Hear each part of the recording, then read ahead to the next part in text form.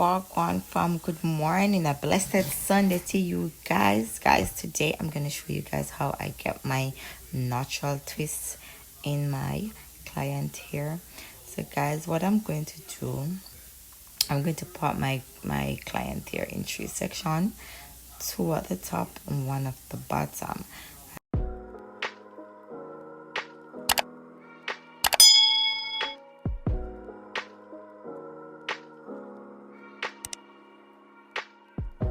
As you guys can see what I'm doing right here, and after that I'm gonna start with the back section. See, I finished the back off camera, so I'm just gonna go on the side. I'm gonna do a part.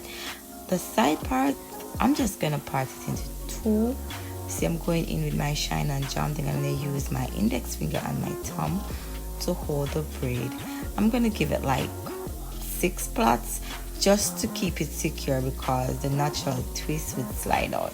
So guys, when you're doing natural twist, just make sure you secure the braids with her hair, because it will slide.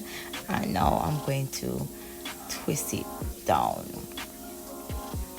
This guys, on next plait, I'm just gonna comb it through to make sure that my finger can go through me, and then I'm just going to go in and plait it. Remember, I hold the hair with my thumb and my index finger just to secure it. I plait it like maybe about 3 to 4 times, and you see I'm going in there with my shine and jam just to make sure that the hair does not push out between the braids. I just want to make it look natural and formal. Guys, one more thing, these natural twists, sometimes you have to twist it on the right, sometimes you have to twist it on the left.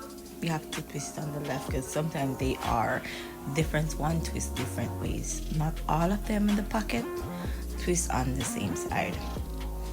So yes guys, let's continue watch this video to the end and see. So guys, I hope it's helped you, and if not, you can let me know so I could do one